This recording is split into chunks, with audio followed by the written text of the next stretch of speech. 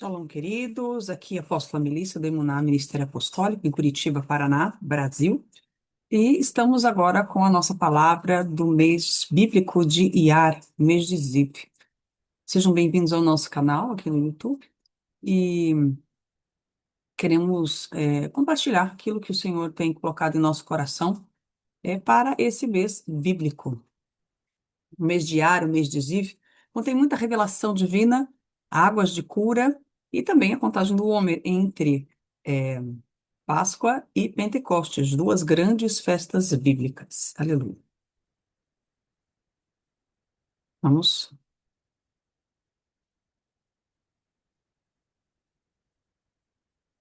E sete. Inicialmente, nós vamos falar a respeito do calendário bíblico. Tá? O calendário bíblico ele foi instituído por Deus em Êxodo 12, os versos 1 e 2, né? Começa no mês de Aviv, ou Nissan. Aviv é o nome hebraico, primavera. Nissan é o nome babilônico, tá? Que significa o voo deles, baseado em Êxodo 19. E Êxodo 13, verso 4, fala que o primeiro mês é o mês de Aviv. Então, podemos ver aqui na tela que nós estamos já no segundo mês bíblico, segundo mês do calendário, chamado Iyar ou Ziv. Tá? Biblicamente, no livro de Reis, ele aparece com o nome de Ziv, que significa brilho. Tá? Nós vamos entrar também nos significados dos nomes, né, que a Bíblia nos traz.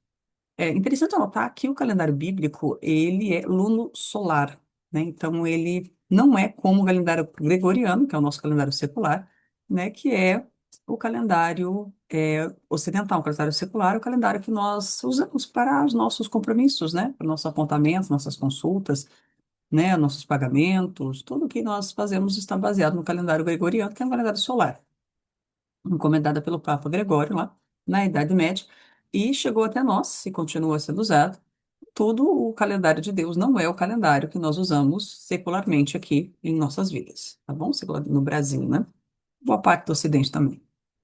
Então, nós temos aí a festa de Páscoa, que aconteceu agora no mês de Aviv, no dia 14 de Aviv.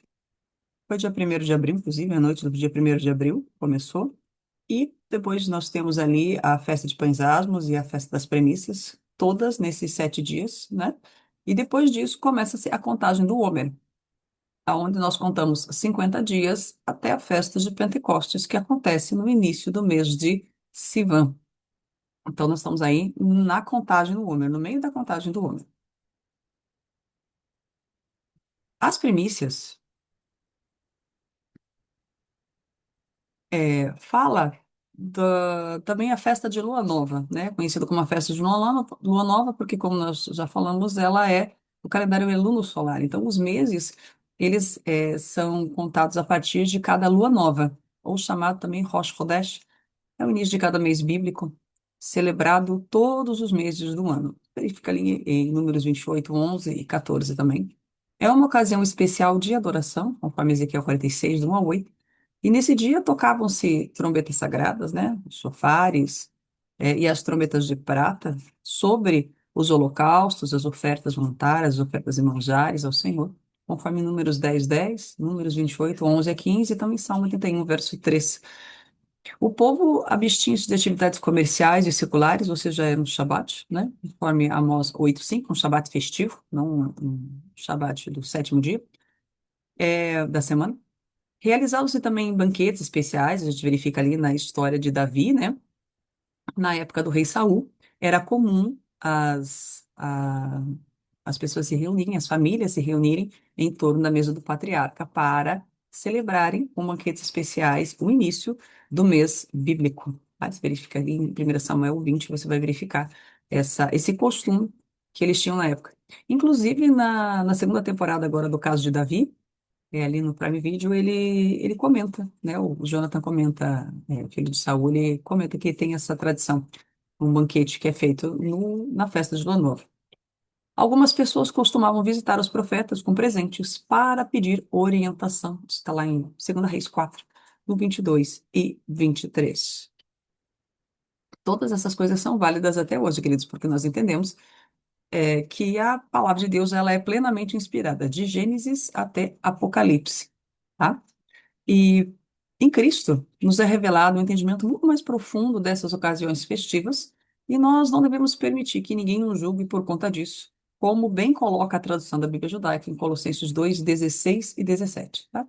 Pois, na real, todo mundo vai festejar isso no milênio, certo? É só você verificar ali em Isaías 66, nos versos 22 e 23, que diz assim: Assim como os novos céus e a nova terra que vou criar serão permanentes diante da minha pessoa, afirma Yahweh, do mesmo modo, serão perenes os vossos descendentes e o vosso nome. E acontecerá que toda a humanidade, ou seja, toda a humanidade, virá, se inclinará diante de mim e adorará a minha pessoa, diz o Senhor, desde uma festa de lua nova até outra. Então, aqui é um indicativo de que no milênio, né, haverá as festas, a festa de lua nova e as festas bíblicas vão ocorrer de um modo geral, né? Zacarias 14 também fala a respeito da festa de tabernáculos no milênio. A continuação do versículo fala que a humanidade também virá, se inclinará diante do Senhor e vai o adorar de um Shabat até outro Shabat. Aqui está falando especificamente do sétimo dia. Tá bom? Assim diz a palavra de Yahweh em Isaías 66, 22 e 23. Então, na verdade, nós só estamos nos adiantando, né? A igreja primitiva, ela já celebrava as festas de Lua Nova, assim como o povo judeu, e muitos cristãos, eles têm recuperado esse mandamento, esse costume, né, que procura nos abençoar aí o início do mês bíblico. As principais características do mês de Iar começa com a tribo. Cada tribo das 12 tribos de Israel, ela está conectada a um mês bíblico, pela tradição bíblica e também em Números 10, né, a marcha no deserto ali e a forma como eles acampavam nos dão bastante informação a respeito de como as coisas já aconteciam lá em Israel na época do tabernáculo, tá? A tribo de Issacar, ela significa recompensa, pagamento, renda. E Issacar significa isso. E o símbolo da tribo de Issacar é o jumentinho, né? O jumento. Você verifica lá em Deuteronômio 33, na bênção de Moisés, e também em Gênesis 49, a bênção de Jacó, as principais características da tribo de Issacar. Veja, o jumentinho, ele tem um simbolismo muito forte, na minha opinião. É um animal que Jesus entrou, né, em Jerusalém, ele entrou montado em um jumentinho que nunca tinha sido montado até então, ninguém tinha usado ele, né, na entrada triunfal, e isso significa humildade, caráter e honra, né? É um animal muito inteligente, né? Quem trabalha com isso na agropecuária sabe que o jumento, ele é um animal extremamente inteligente, ao contrário do que a pessoa fala, né? O burro, ele não é burro. Ele tem uma audição, um discernimento muito aguçado. Consegue escutar aí uma onça, uma sucuri a mais ou menos uns 100 metros de distância. Isso significa que em Cristo nós podemos ter essa unção de sacar, aonde há essa audição, esse discernimento bem aguçado, aonde a gente pode escutar, né? E perceber as armadilhas do maligno e também é, o que está acontecendo ao nosso redor através desse discernimento bíblico, tá? É um animal tração 4x4, né? O pessoal brinca, porque ele tem muita força, né? E temos isso aí o exemplo bíblico de Juízes, onde Sansão, com uma quejota de jumento, ele mata 1000 homens, né? Então a gente percebe aí a força dos ossos deste animal, né? Maravilhoso, que é o símbolo da tribo de Issacar.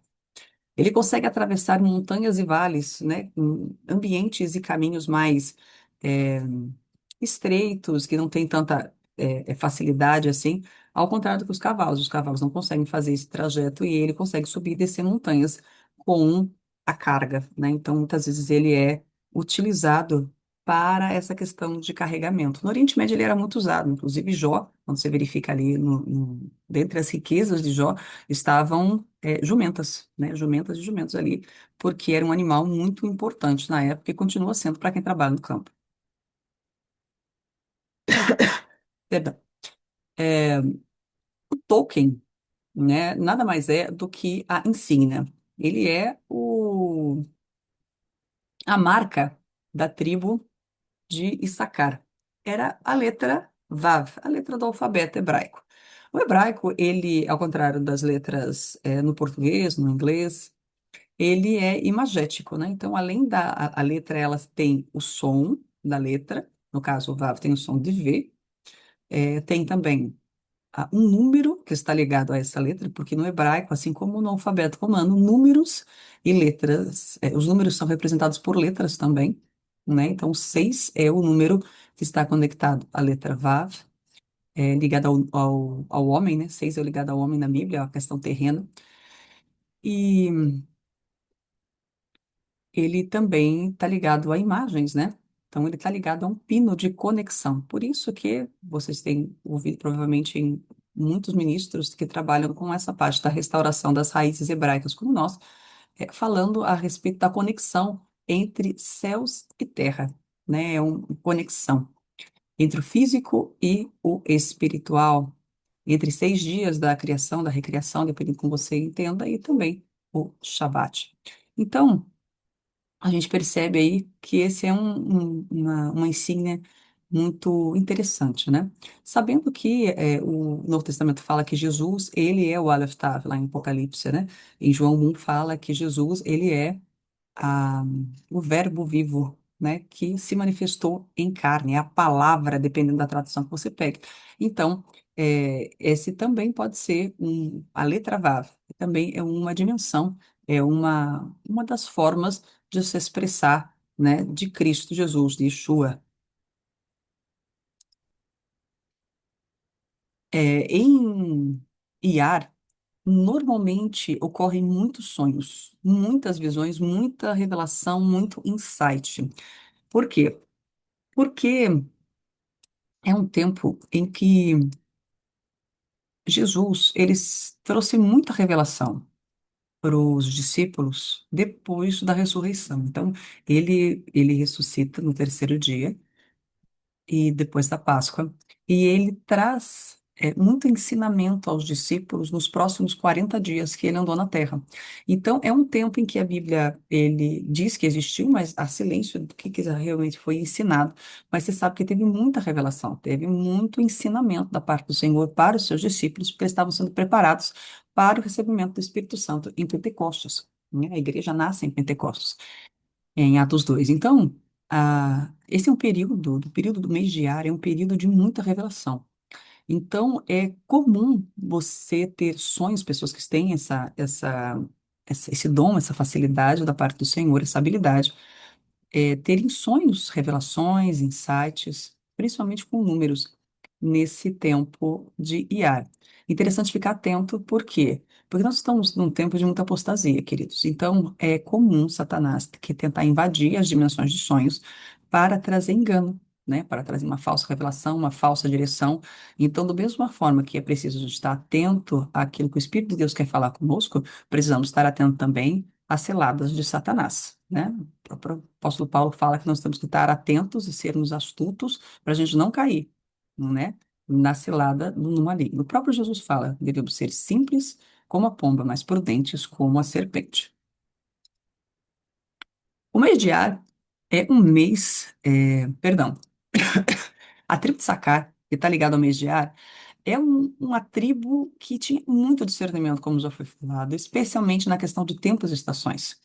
Em 1 Crônicas 12:32, a Ferreira de Almeida traz que os filhos de Sacar eles eram conhecedores da época, ou seja, a palavra ali é moedim, tempos e estações, para saberem o que Israel deveria fazer. Então, tinham 200 chefes e todos os seus irmãos debaixo das suas ordens. Então, é um mês, né, para você tomar posse dessa unção de tempos e estações. A nação de Israel é a loja profética de Deus, né?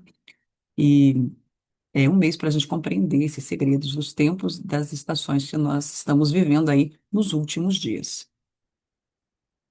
A palavra tempo perfeito em hebraico é a palavra et, de Eclesiastes 9:11. Eu vou falar para vocês o texto aqui. Vi ainda debaixo do sol que não é dos ligeiros o prêmio, nem dos valentes a vitória, nem tampouco dos sábios o pão, nem ainda dos prudentes a riqueza, nem dos inteligentes o favor. Porém, tudo depende do tempo, e aqui a palavra hebraica é et, o tempo perfeito, e do acaso, da oportunidade, a palavra é pega. Então, essa questão do et é muito interessante, por quê? Porque o Senhor quer que a gente esteja no lugar certo, na hora certa, né? E a gente não esteja nem atrasado, nem adiantado. Isso é a unção de tempos e estações. Você está no local certo, na hora certa. Vou dar um exemplo que aconteceu com meu esposo uma vez, bem interessante. Nós estávamos no mercado, no supermercado, fazendo compras. E a gente escolheu um caixa, né? Eu sugerido para ele outro caixa. Ele falou, não, vamos nesse aqui. Eu falei, tá bom, beleza, vamos nesse aqui então. Aí estávamos ali parados naquele caixa. E o interessante é que é, eles estavam fazendo sorteios de prêmios. Na hora, assim, né? Ao vivo, a cores. E o caixa que foi sorteado para um determinado prêmio lá. é, Era exatamente o caixa do meu marido, na hora em que o meu marido estava passando, ali o apóstolo Marcelo, ele estava passando no caixa. Então, o interessante é que ele estava no caixa certo e no tempo certo, na hora certa, né? Se ele tivesse escolhido outro caixa, não teria acontecido aquilo. E se ele tivesse se atrasado ou se adiantado, ele também não teria ganho. Então, assim, esse é um exemplo para que vocês possam entender o que que é o tempo perfeito de Deus. É você estar no tempo certo, na hora certa. Entendeu? A gente foi contemplado. Foi bem, bem interessante que o Senhor falou conosco naquele dia. Foi bem, bem interessante. O mês diário, ele tem uma das suas interpretações, a raiz da palavra or, que é o Aleph e o Resh, as letras hebraicas, e está ligado à luz da Torá e ser proeminente, porque or é luz, né? Quando ele é escrito com a letra Aleph e a letra Resh, ele significa luz. Quando ele é escrito com a letra Ain, né? E a letra Resh, ele significa pele. Então, Or, na verdade, está ligado à luz. Então, Iar é um mês de muita luz, é um mês de muita revelação.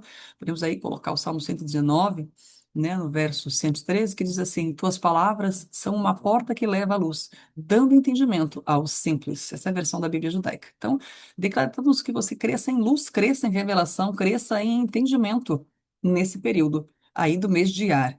Que o Espírito de Deus possa trazer mais revelação, mais luz e mais entendimento.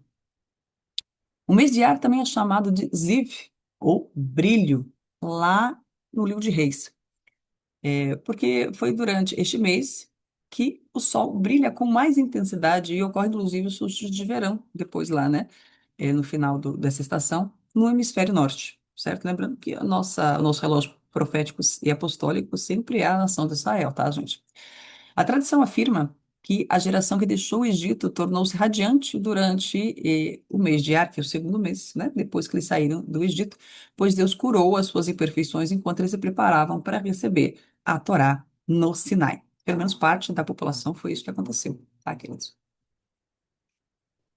Iar também se deriva da palavra acadiana ayar, significando o desabrochar, um florescer.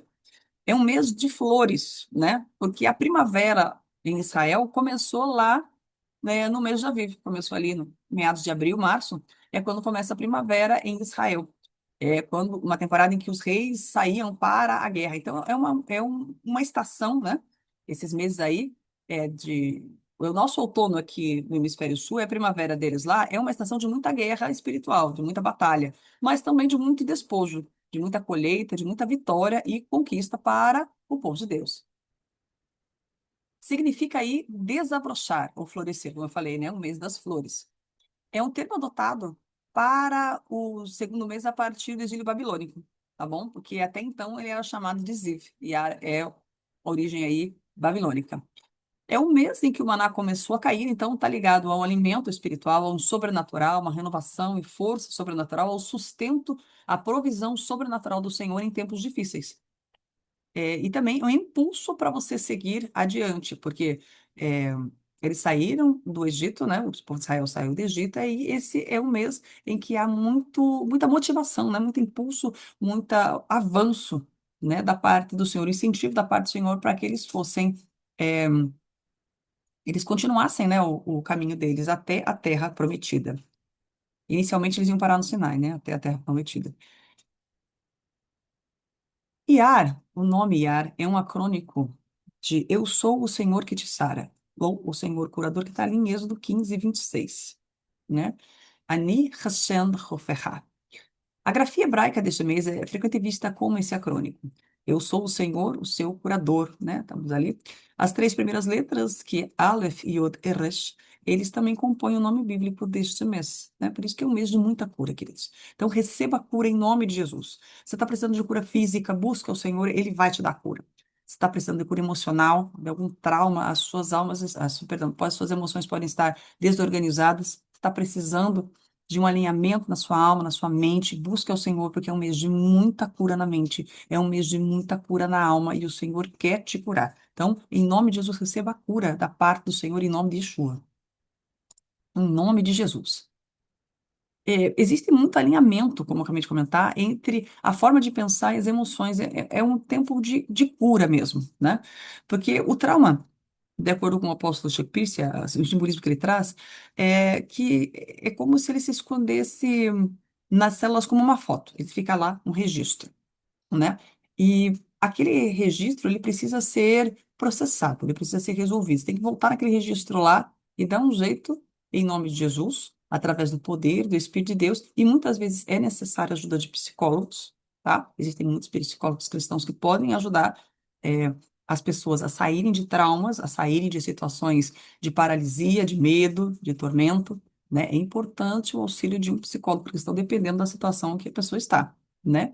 Então, esse registro, quando não é processado e resolvido, né, ele pode distorcer a sua lente de como você vê o mundo, né? Pode ser um óculos aí meio coisado, né? Pode estar meio sujo, meio borrado, meio quebrado. Então, é importante que você procure ajuda para você tratar essa questão aí dos traumas, especialmente nesse mês. É um período bem propício.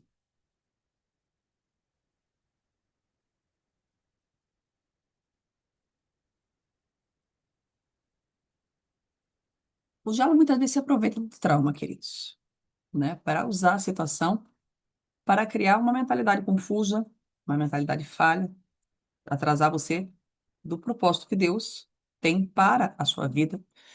Procura distorcer a sua percepção da vida, né, e trazer muita insatisfação, muita tristeza, muita depressão. Por conta disso, ele se aproveita. Sonolência, falta de ânimo, falta de esperança, né, uma passividade. é, Muitas vezes bloqueia sentimentos e produz aí raízes venenosas de amargura, como diz Hebreus, né? Que impede que a graça de Deus se manifeste muitas vezes em nossas vidas por conta dessa tristeza profunda. Então é interessante, né? Você buscar ajuda, buscar em Deus ajuda, buscar aconselhamento junto aos seus pastores, aos seus líderes, e também a ajuda de profissionais adequados para que você possa vencer isso dentro da sua alma. É, esse Esse slide foi baseado aí no livro A Futura Guerra da Igreja, do apóstolo Chuck Pierce, no Texas, no Glory of Zion, na página 100, perdão, 304, queridos.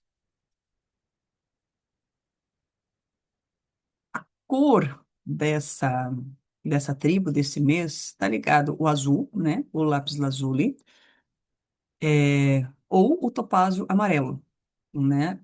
O topázio amarelo é por conta da tradição. E, na verdade, as pedras e as cores, elas variam muito, tá? De uma interpretação para outra aí, por conta do histórico das tribos. E por conta da mudança, às vezes, de um tempo para outro, né? Um chefe em um tempo achava uma coisa, ou em outro cabeça de tribo em algum tempo poder ter mudado, enfim. Mas o lápis lazuli normalmente é o mais aceito porque é, eles viram, né? o trono de Deus, a base do trono de Deus, como uma safira ou um lápis lazuli, dependendo da tradução, tá? Tem algumas traduções que você não sabe exatamente qual que é a pedra mencionada, certo? A não ser que você seja um especialista nessa questão das pedras. Então, mas é aceito normalmente essas duas cores, tanto o âmbar, né, o sacaro, como a palavra pitida, ou então o azul, né, o topázio amarelo, ou o lápis lazuli, safira, ok? O lápis lazuli, perdão, que, como eu falei, é uma pedra proeminente em toda a palavra de Deus, tá? Ela foi descrita em Ezequiel 1:26 e Êxodo 24:10 como sendo parte do trono de Deus, né? E o chão sob os pés do próprio Eterno. Então, diz assim, tão azul, brilhante como o céu. O lápis lazuli representa a sabedoria e a realeza, tá? Dentro do profético, e duas coisas que andam de mãos dadas no reino de Deus. E à medida que a gente se dedica cada vez mais a e tem um nível mais profundo, né, de conhecimento da palavra, na oração, no jejum para quebrantar nossa carne, né? E a adoração em espírito, em verdade, né? Durante esse Homer, esse período da contagem do Homer, de muita revelação, o Senhor nos conduz até Pentecostes com novas direções, com sabedoria. Nós conseguimos entender coisas que até então a gente não conseguia entender, não só na palavra, como também nas nossas próprias vidas, tá? Então, a nossa herança como filhos da luz é muito maior, né, do que aparentemente a gente acredita num momento inicial. Glória a Jesus por isso, né? Quanto mais o conhecemos, mais a gente descobre que a gente é pequeno. Glória a Jesus. É interessante, queridos, nesse tempo, você tomar cuidado com a questão da murmuração, tá? Porque Israel saiu do Egito e muitas vezes o Egito não saiu de dentro deles, né? Pelo menos de boa parte ali da população que acabou morrendo no deserto. E é importante a gente tomar cuidado com a questão da reclamação constante. É um mês de avanço, queridos. É um mês para a gente avançar e não ficar parado aí numa sentença de 40 anos que aconteceu com o pessoal que acabou paralisado na murmuração, né? Mesmo o Senhor mostrando maravilhas para o povo, né? Ele abriu o Mar Vermelho, afundou todo o exército egípcio ali, nunca mais viram aqueles algozes, aquele povo que oprimia eles, né? O Senhor demonstrou cura, o Senhor demonstrou provisão, né? Jeová Jireh, é, com o maná, né? Trazendo aí água no deserto e tantas coisas, a vitória ali, né? Contra os amalequitas ali em Êxodo 17. Então, é bem interessante que apesar do Senhor ter feito tantas coisas, nada estava bom para aquele povo.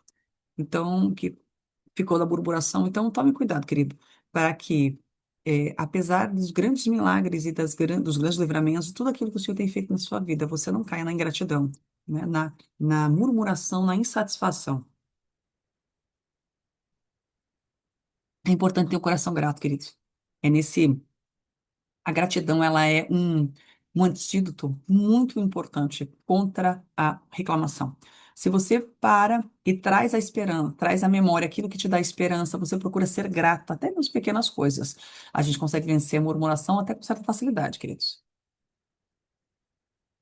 A geração que foi marcada pela idolatria, né, que ficou no deserto por conta da murmuração, que construiu o bezerro de ouro, né, e depois Moisés queima e eles bebem daquelas águas ali.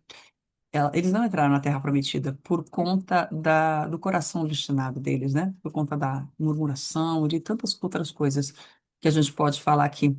Mas a geração de Josué enfrentou outro tipo de transição, né? Foi uma geração posterior nesse mesmo período. É, Foi um período de muita guerra para que eles pudessem conquistar a Terra Prometida. Então, esse período do- da estação da primavera, que é o nosso outono aqui no hemisfério sul, e até ali, meados de junho, julho, é uma estação de muita conquista, é uma estação de muita guerra para a realização das nossas promessas, de vitória. Então, é importante que você não desista, né? E vigie para que você não fique com o Acã, porque por conta da cobiça dele, né? é, não só ele, mas toda a sua casa veio a perecer, né? Outra coisa interessante que nós precisamos dar uma olhadinha é saber com quem você está fazendo aliança. Porque Josué, embora fosse um exemplo de líder, né? Recebeu a transferência da parte de Moisés ali, é, ele acabou fazendo uma aliança que não deveria com os gibeonitas. E posteriormente ele teve que arcar com essa aliança, então teve que lutar batalhas que foram desnecessárias, né? Ele não precisava ter lutado algumas batalhas ali, mas porque ele fez esse tipo de aliança de forma a não consultar o Senhor, ele acabou tendo que arcar com essas batalhas, né? A parte ali onde ele para o sol e a lua, porque Israel estava defendendo os gibeonitas com os quais eles tinham feito alianças, não podiam matá-los, né? Como era a ordem do Senhor naquela época. Então, assim, de Aviv até Tamuz é um período de muita guerra para a conquista da nossa terra prometida. São duas gerações. Uma geração é aquela que ficou no deserto, e a outra geração é a geração que conquista a terra prometida, tudo no mesmo período, tá, queridos? Tudo nesse mesmo período aqui, nós temos duas gerações bem distintas. Uma que fica no deserto e a outra que avança. Tá? Então, nós não somos daquele que fica parado no deserto, nós somos daqueles que avançam em nome de Jesus. Eu trouxe aqui uma cronologia interessante da parte ali da CPAD. Você vai verificar ali no livro da História de Israel que Josué nasce aproximadamente ali em 1476 a.C. Aí tem o Êxodo ali, em 1446 a.C., são datas aproximadas, tá, queridos? E eles entram na terra de Canaã, ali em 1406 a.C., né, uns 40 anos. É, é um período de muita conquista ali, de 1406 até 1399, em torno de um Shemitah inteiro, né? 7 anos ali que eles lutam para conquistar, né, a Terra Prometida. Pelo menos a maioria do território eles conseguem conquistar. Quem termina a conquista da Terra Prometida, na verdade, é Davi, porque ele que toma Jerusalém, mas os jebuseus eles não conseguiam tomar. A tribo de Judá não conseguiu expulsar todos eles, mas Davi consegue tomar Jerusalém. Por isso que ela é chamada a cidade de Davi. E assim, do término da conquista da maioria das terras até a morte de Josué, então de 33 anos que a terra teve tranquilidade. Ali eles conseguiram uma geração que seguiu ao Senhor e todos os seus mandamentos. Ali Josué morre aproximadamente com 110 anos, em 1366 a.C. Essa é a cronologia da vida de Josué, um conquistador da parte de Deus. Aleluia. Como nós comentamos já, Yeshua, depois que ele ressuscitou, ele permanece com seus discípulos ensinando 40 dias, do dia 17 de Aviv até 26 de Ar, quando falta apenas 10 dias para Pentecostes, né? Ou festa de Shavuot, festa das semanas. E ocorre a descida do Espírito Santo em Shavuot. Então, é um período de muita revelação, queridos, nesses 40 dias. Muita, muita revelação mesmo. Uma curiosidade, Shavuot, ou Pentecostes, também é chamado Festas das Semanas, porque a ordem do Senhor é que nós contemos, né? 7 semanas, até no dia número 50, que é o dia de Pentecostes, né? Então, é importante que você, que gosta de celebrar as festas bíblicas, faça a contagem, porque Pentecostes é a contagem, né? Pentecostes é o último dia da contagem. Então, a gente tem visto aí ao longo desses anos que nós temos ministrado a respeito das festas, nós começamos a estudar essa questão do calendário em 2007, aproximadamente, né? Quando o apóstolo Chico esteve aqui no Brasil a última vez. E a gente tem visto ao longo desses quase 20 anos ensinando sobre tempos e estações que as pessoas muitas vezes querem celebrar a festa, mas não fazem a contagem, especificamente de Pentecostes, né? A pessoa, ela deixa de lado a contagem por inúmeras razões. Ah, eu tô, não tenho um tempo, eu perdi, eu estou com muita coisa para fazer, tal. E aí, aquelas desculpas que a gente escuta, né, ao longo de tanto tempo, porque a gente precisa ter um certo compromisso, né, com as coisas de Deus, o mínimo de compromisso necessário. E as pessoas muitas vezes não fazem a contagem e querem que o Senhor faça o extraordinário na vida delas na festa. E assim, Deus é capaz, Deus tem milagres, Deus tem todo o poder para fazer o extraordinário, especialmente nas festas bíblicas, que são portais que Ele mesmo, né, orienta nós celebrarmos, porque as festas são deles, tá? Perdão, as festas são do Senhor, não são de Israel, né? Eles foram a nação responsável por guardar e por ensinar esses princípios para as nações mas as festas não são dos judeus, as festas são do Senhor, a palavra diz lá em Levítico 23. Então, é necessário que as pessoas tenham esse comprometimento em você contar. Conte. É simples. O livro de João fala que os mandamentos do Senhor não são pesados. E o próprio Jesus fala que o jugo e o fardo dele é leve e suave, né, lá em Mateus. Então, essa contagem é necessária e tem um motivo pelo qual ela ocorre. É para que você tenha o seu coração, a sua alma, a sua mente, as suas emoções preparados. Porque a festa de Pentecostes é uma festa muito grande, queridos. É uma festa de muito poder, é uma festa de muito milagre. É uma festa maravilhosa. Então você precisa estar com o seu coração ali preparado para que você venha a receber tudo aquilo que Deus tem para você. Porque muitas vezes a gente fica lá parado na mentalidade da escravidão, né, da Páscoa. A gente não consegue vencer o Egito dentro de nós. E a festa passa e a sua bênção também, né? Então não perca o tempo da visitação como Jerusalém perdeu, né? Continue contando. Se você não está contando, passe a contar. Prepare o seu coração, porque Deus tem muita coisa boa para derramar sobre a sua vida na festa de Pentecostes. 13. Essa parte aqui é muito, muito interessante que o pessoal lá de Jerusalém ensina. É, o portão na cidade de Jerusalém, no Monte Sião, é o portão diário, o portão de Ziv. E não é por acaso que do Monte das Oliveiras, onde Jesus retornará ali, em Zacarias 14:4, ele vai dividir essa montanha, né, o Monte das Oliveiras, em dois, leste e oeste. Foi onde ele começou a entrada triunfal também, né, essa mesma porta. Então, é, é uma entrada no portão leste, em Jerusalém, no Monte Sião. E esse mesmo portão é por onde o rio de Deus vai fluir depois, né, na sala do trono, no topo do Monte Sião, fluindo para o Mar Morto e o Mar Mediterrâneo. Então, você vê aí já várias profecias que falam a respeito disso. E essas águas de vida, essas águas de cura, de restauração, elas estão sendo derramadas pela graça do Senhor, em todos os tempos, mas especialmente nesse mês bíblico, né? Assim como as árvores, elas estão pedindo ali pelo rio de vida em Ezequiel 47. As águas do santuário produzem essas folhas de cura em nós, de novo, né? Temos aí cura mais uma vez. Essas águas, elas passam, né? Não só indivíduos, mas também de nações, né? Como aconteceu com o tango de Betesda, onde aconteceu também do anjo sacudir ali, né? Em João 5, e o Senhor curou aquele paralítico que estava ali há 38 anos e não conseguia entrar. Então, são águas de cura, queridos. São águas de muita cura. Então, esse portão, ele faz ligação com o mês de ar, faz ligação com esse período, né? E a própria palavra de João 7, que é do interior daqueles que creem em Cristo, creem em Yeshua, eles fluem, né? Rios de água viva.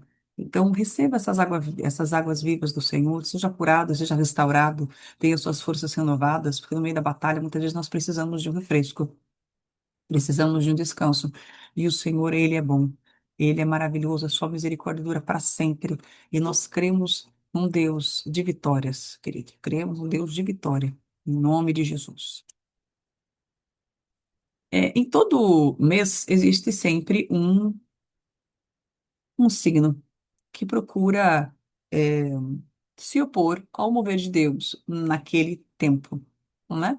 Você percebe aí que o signo de touro, ele está ligado aí à deusa é, tida como do amor e da beleza, mas na verdade não tem nada de amor e ela não deve ser muito bonita, não. Na real, né? Ela é um espírito de muito engano, trazida como Afrodite, ou Vênus, é a primeira, né, a primeira entidade ligada aí ao que muitos chamam de Rainha dos Céus. Alguns acham que é só uma entidade, outros acham que é uma tríade, que é uma aliança entre várias entidades. E nós entendemos que não é só uma entidade, que é uma aliança mesmo, né? E é um, um ser maligno que procura é, trabalhar contra essa unção desse mês. Em Cristo Jesus nós temos acesso às 12 unções, tá, queridos? Não é porque nasceu na tribo X, Y e Z. Aqui no ministério nós procuramos trazer todas as unções em Cristo Jesus, todas essas habilidades, tudo isso em Cristo Jesus, porque ele, como nosso sumo sacerdote, ele usava as 12 pedras. No livro de Hebreus fala que ele é nosso sumo sacerdote. E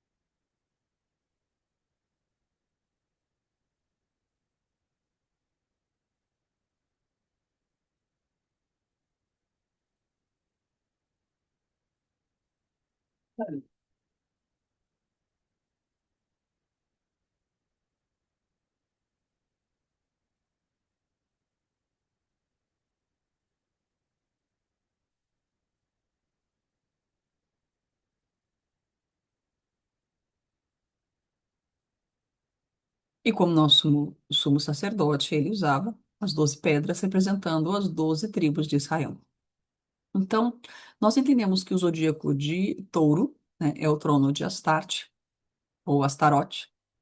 É, ele está ligado ao que muitas as pessoas chamam da Afrodite ou Vênus.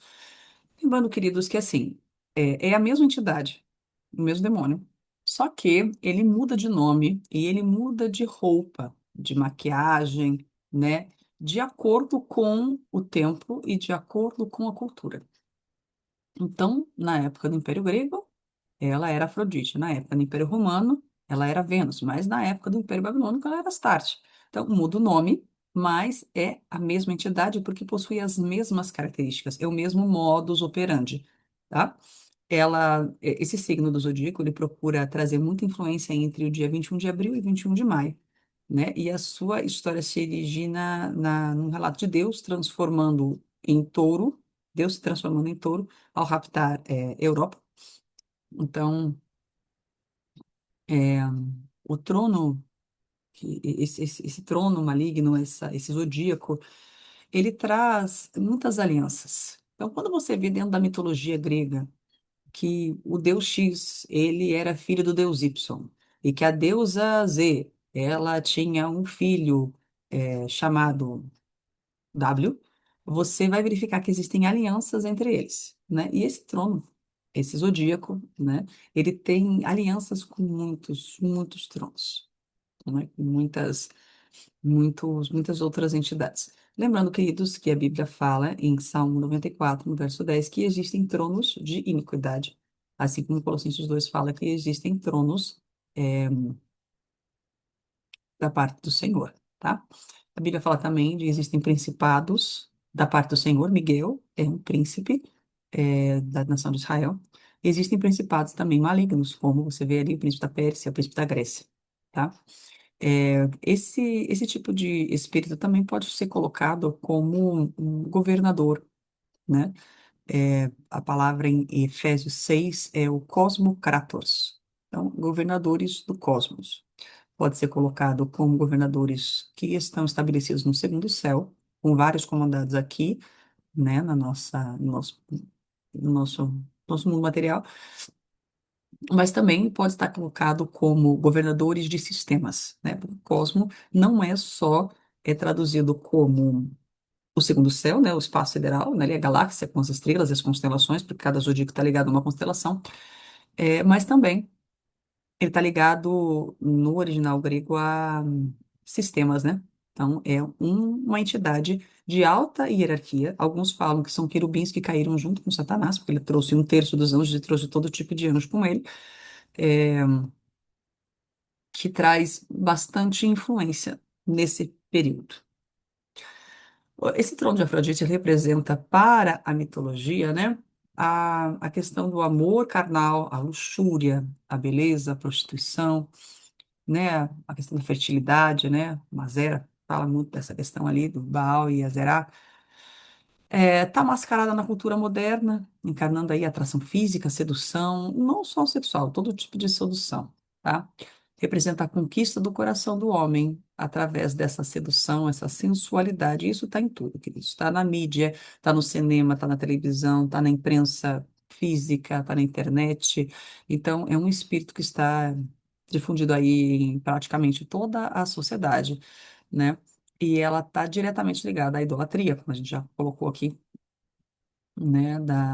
A história de Astarte e Baal na Bíblia está diretamente ligada à idolatria e foram um dos principais causadores de problemas para a nação de Israel, né? Só você vê ali a história de Acabe, primeira Reis 18, quando Elias enfrenta ali os profetas de Baal e Azerá, tá? Então, ele opera muito na independência, na incredulidade, em brigas, né? Traz muito encantamento, muita sedução, você se envolver com as pessoas erradas, essa questão do desencontro, né? Pessoas que não têm a fidelidade, né, num compromisso de relacionamento ali conjugal, é algo bastante difundido na sociedade atual. Ela trabalha muito com as obras da carne, né? Então, estamos aí com Gálatas 5, 16, 18 a 26. Então, essa parte ali das obras da carne, adultério, fornicação, impureza, lascívia, idolatria, feitiçaria, ódio, discórdia, rivalidade, ira, porfia, rebelião, heresia, inveja, homicídio, bebedeira, orgia, tudo que é da carnalidade, né? Está ligado a essa entidade. Então, precisamos aí cultivar o fruto do Espírito, essencial para que a gente possa vencer, né, em Cristo Jesus, que nos dá a graça, nos dá a capacidade para vencer esse tipo de obras da carne. E, queridos, ferramenta que o Senhor nos deixou, jejum. É um tempo de você jejuar. Se você é muito atacado nessa questão da sedução, né, da imoralidade, é importante que você faça jejum, né? A palavra Perdão, a tradição da igreja primitiva, eu não lembro agora de cabeça se é o de Daqueu ou se é algum outro escrito, ele comenta que a igreja primitiva tinha por costume jejuar pelo menos 2 vezes ao dia, perdão, 2 vezes por semana, né? Na segunda-feira eles jejuavam, ou seja, do pôr do sol de domingo até o pôr do sol de segunda-feira, e eles jejuavam no quinto dia da semana, que é do pôr do sol de quarta-feira até o pôr do sol de quinta-feira. Então, 2 vezes por semana eles jejuavam só com água, para que se abstinham de todo tipo de alimentação e somente tomavam água, para que houvesse a santificação do corpo, né? É interessante aí que é um costume que Jesus já nos deixou, né? Explicando que existem castas demoníacas que são vencidas só com jejum e oração. Então, a prática do jejum, ela traz muitos benefícios, né, para a vida cristã, uma disciplina dentro da vida cristã. E além da ciência estar trazendo, assim, é, é, várias evidências dos benefícios que a prática do jejum, ela traz para o corpo físico, para o organismo mesmo do ser humano, né? Interessante que se você tem algum problema de saúde, que você consulte seu médico para que ele possa te dar esse acompanhamento para o jejum, principalmente se você quer jejuar de uma forma mais longa, né? Além do intermitente, existem jejuns que são feitos só com líquido, só com água, é necessário a suplementação, né? De nutrientes. Então, é interessante que você consulte um médico, um nutricionista, um profissional da saúde para te acompanhar nessa questão do jejum. Como nós comentamos, entendemos que a tríade ou aliança da Rainha dos Céus é composta por essas três entidades que estão ligadas ao zodíaco de Touro, depois o zodíaco de Gêmeos e, por fim, o zodíaco de Câncer. As unções das tribos, elas são um antídoto, na nossa opinião, no nosso posicionamento teológico, contra esse tipo de entidade, de influência, de poder, né? O Santo Sacar, no mês de Ar, está ligado à conexão, compreensão, discernimento, força, como nós falamos, muita revelação, contra o zodíaco de Touro. Contra o zodíaco de Gêmeos, nós temos aí a unção de Zebulon, no mês de Sivan, né? É uma tribo de muito negócio, uma distribuidora de riquezas, né? De unir fronteiras, é um mês de Pentecostes, né? A Pentecostes também está ligado diretamente não só ao poder do Espírito Santo, mas à colheita do trigo, né? No ciclo agrário de Israel, está ligado à colheita do trigo, e o trigo está diretamente ligado ao pão, a celeiros cheios, né? A alimentação, a recursos. Então, é um mês de muita guerra pelas finanças, né? Muita conquista financeira. E nós temos aí a unção de Rubem depois, né? Que já começa ali a temporada do verão, terminando a primavera, a temporada do verão, no hemisfério norte, né? Aqui no nosso hemisfério sul seria o inverno, é o mês de Tammuz. A unção de Rubem está ligado a muita visão, força, né? A aliança do Senhor, o alinhamento, equilíbrio nessas águas, né? Porque a palavra fala que Rubem ele era inconstante como a água. Então, em Cristo nós podemos ter essa constância e os rios de água viva serem jorrados dentro de nós por conta do fruto do Espírito, né? O Espírito de Deus que habita dentro de nós. Então, nós procuramos trabalhar todas essas unções em Cristo Jesus, né? Todas essas habilidades que o Senhor tem dado à sua igreja para que nós possamos estar sermos mais do que vencedores em Cristo Jesus. Então, Sacar, na tribo de Ar, perdão, no mês de Ar, foi o nono filho de Jacó, o quinto com Leia. Como já foi falado, seu nome significa recompensa, ou ele é pago, né? A pessoa é paga. E depois de dar à luz a Judá, Leia parou de conceber, né? Então ela deu a sua serva a Jacó, logo após o nascimento do filho de Zilpa,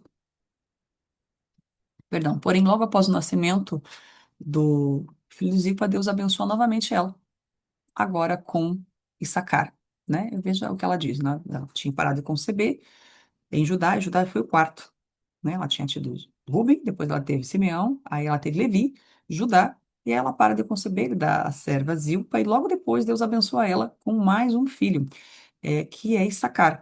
E em Gênesis 30 ela fala o seguinte no versículo 17: E ouviu Deus a Leia, e ela concebeu e deu a Jacó um quinto filho. Então disse Leia, ou Lia, né? Deus me tem dado o meu galardão, por isso que ele é chamado de recompensa, porquanto dei minha serva ao meu marido, e chamou o seu filho Issacar. Então, Jacó abençoou Israel, né, em Gênesis 49, os versos 14 e 15, da seguinte forma: Issacar é jumento de fortes ossos. Lembra da queixada de Sansão? Então, é uma tribo de muita força, de muita estrutura na sua alma, para que você possa dar conta do propósito que Deus tem sobre a sua vida. Porque quanto mais se aproxima do Senhor, Jesus, do Senhor, de conhecer ao Senhor, a gente precisa de estrutura para a gente ver como que nós mesmos somos. Né? Você está preparado para ver como que você realmente é aos olhos do Senhor? Nós precisamos dessa estrutura, precisamos dessa humildade, né, para que a gente possa estar ali é, preparados para cumprir o nosso propósito. Em Cristo Jesus, nós temos essa graça, essa força, né, essa unção que o Senhor nos dá para que possamos ser fortes e corajosos, né, como Josué. É jumento de fortes ossos, de repouso entre os rebanhos de ovelhas. Então, ele sabe descansar, né? A gente não fica nessa vida louca em que você corre de um lado para o outro e não tem tempo de descanso e não tem tempo para você usufruir daquilo que você tem trabalhado. Não é o caso de Sacar, tá? Então aprenda a repousar. Sacar viu que o repouso era bom e que a terra era deliciosa. Baixou os ombros para a carga e sujeitou-se ao trabalho servil. Então é uma tribo de muito trabalho, né? De muita iniciativa, né? Não é uma tribo passiva. Interessante, pois Sacar é forte e um dos seus segredos é descansar entre rebanhos de ovelhas. É um segredo para nós também, né? Como já comentamos. É uma vacina, inclusive, contra o orgulho, porque muitas vezes a gente entra aí no workaholic, né, trabalhando demais, e a gente não tem tempo para pausar, nem para a gente se dedicar a uma leitura bíblica, à oração, ao jejum. A gente deixa de lado as disciplinas da vida cristã por conta da correria do dia a dia, correndo sempre atrás do dinheiro, né, de recursos, de promoções. E a vida cristã não tem esse objetivo. Não que seja ruim você ter dinheiro, você trabalhar, você sim, ser um profissional responsável, né, é adequado, é o correto. A Bíblia diz que você precisa ser um profissional honesto e íntegro, mas você não pode se exceder, né? Não pode, isso não pode passar à frente do seu compromisso, do seu temor para com Deus, porque senão você está caindo em idolatria, né? É um pecado muito cometido na nossa sociedade. Esse é um período muito propenso à idolatria, inclusive, porque você está idolatrando mais o dinheiro, idolatrando mais o trabalho do que o Senhor. Então, se você trabalha mais do que você tem o seu compromisso com Deus, é provável que você esteja debaixo aí de idolatria e isso pode dar problema. Então, em nome de Jesus, que você tenha prazer em descansar. Que você saiba descansar, que você saiba frear, que você saiba usufruir, né, daquilo que o Senhor tem lhe dado. Do seu tempo com a sua família, dos bens que o Senhor tem lhe dado, dos recursos que o Senhor tem dado. Gênesis 30, verso 18, nós já comentamos aí o nome de Sacar.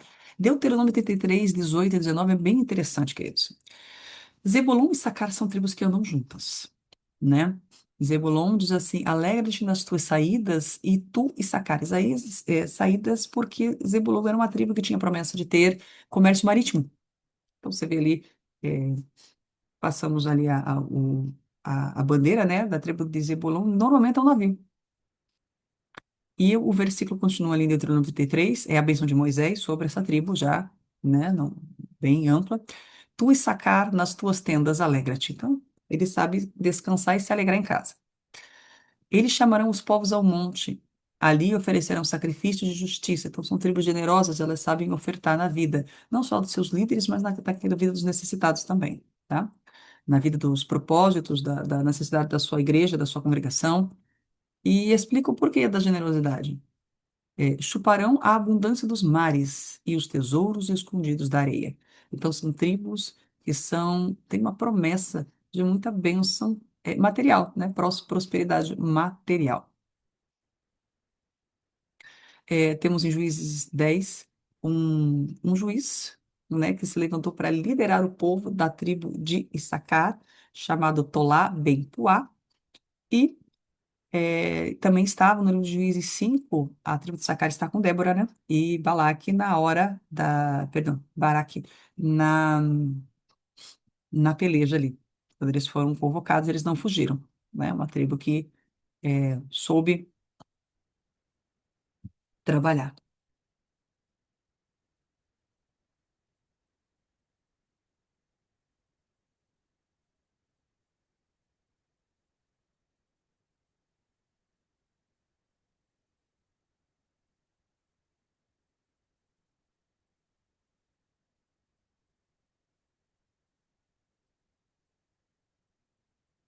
E eu quero orar por vocês agora, ativando a unção de sacar na vida de vocês, para que tudo que o Senhor tem declarado já, programado para esse mês, para esse ciclo, esse novo ciclo aí que nós temos começado nesse novo tempo bíblico, né, possa se cumprir na sua vida. Pai, em nome de Jesus, eu quero colocar, Senhor, cada um dos nossos eh, irmãos e irmãs que estão nos assistindo agora, Senhor, diante de Ti. Eu peço que a tua revelação, a tua luz, a unção do teu espírito, a tua graça venha sobre a vida deles, Pai, abrindo o entendimento, Senhor. Que todas as escamas, meu Deus, que impedem eles de entender o seu propósito na vida deles, Pai. E tudo aquilo, meu Deus, que o diabo tem colocado para impedir que eles entendam, que eles vejam, que eles ouçam, Senhor, e sejam curados. Seja removido, Pai. Senhor, pedimos que o Senhor traga luz, pedimos que o Senhor traga humildade, pedimos que o Senhor traga discernimento, força e honra. Pedimos que o Senhor ative a unção de sacar, de entendimento de tempos e estações, o tempo perfeito. Peço que o Senhor coloque eles no local certo, no tempo certo, que os pés deles e delas sejam colocados nos caminhos em que eles devem seguir, Pai, que elas devem seguir, Senhor. Pedimos, Pai, a tua bênção sobre a vida deles. Abençoamos eles com graça, abençoamos eles com força, Pai, que eles possam, meu Deus, seguir nesse processo de desenvolvimento da salvação, como diz em Filipenses 2:12, Pai, porque nós vencemos pelo sangue do Cordeiro e a palavra do testemunho, Pai. Abençoamos eles, Senhor, com toda sorte de bênçãos que o Senhor tem para eles, meu Pai, neste tempo, neste período, Senhor. Te agradecemos, te louvamos e te bendizemos e entregamos tudo a Ti, Senhor. Toda a honra, toda a glória e todo o louvor, porque sem Ti nada podemos fazer. E se o Senhor não edificar nossa casa, em vão trabalham os que edificam.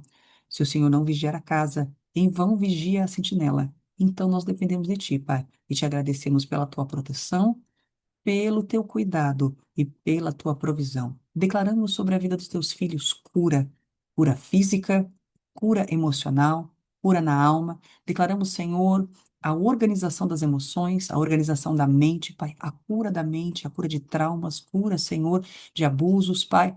Declaramos, Senhor, a unção do teu espírito, o fogo do teu espírito, as águas do teu espírito, da rua Hakodesh, Senhor, inundando a alma, meu Deus, seca, Senhor, trazendo, meu Deus, refrigério, renovando as forças, Pai, trazendo a estrutura da alma deles, meu Deus, novamente em alinhamento, reforçando, dando renovo, esperança, fé, Pai. Renova a fé, Senhor, aumenta a medida de fé deles, aumenta a medida de esperança, Senhor, aumenta a medida de revelação, Pai. Abençoa, Senhor, que o fruto do Espírito, meu Deus, seja, Senhor, pleno, que haja, meu Deus, o crescimento, o desenvolvimento desses frutos, meu Pai, que as águas do Teu Espírito, Senhor, venham trazendo agora, meu Deus, esse refrigério, venham trazendo, meu Deus, essa nutrição do fruto do Espírito, meu Deus, dentro da vida de cada um deles, meu Deus. A fé, o amor, a alegria, a bondade, a benignidade, a paciência, o domínio próprio, meu Deus, a benignidade, a bondade do Senhor, Pai. O amor, a alegria, a fé, Pai, em nome de Jesus, todo o fruto, meu Deus, todas as facetas desse fruto do Espírito, meu Deus, sejam desenvolvidas, sejam, meu Deus, amadurecidas, Pai, na vida dos teus filhos. Que toda infantilidade, toda sedução, Senhor, seja destruída, Pai. E que haja, Senhor, maturidade, que eles possam, Senhor, caminhar, meu Deus, em graça, em vitória, Senhor, em conquista, meu Pai, e em discernimento, Senhor, dentro do propósito que o Senhor tem para cada um deles. Em nome de Jesus eu te agradeço. Amém, amém, e amém. Queridos, obrigada pelo seu tempo. Espero que tenha sido esclarecedor, edificante para vocês. Se quiserem entrar em contato, podem entrar em contato através do nosso Instagram e do Ministério. Fique à vontade. Nós agradecemos a atenção, agradecemos a Deus por tudo que Ele tem feito por nós, queridos. Muito obrigada. Deus abençoe. Excelente mês de ar para vocês. Shalom, shalom.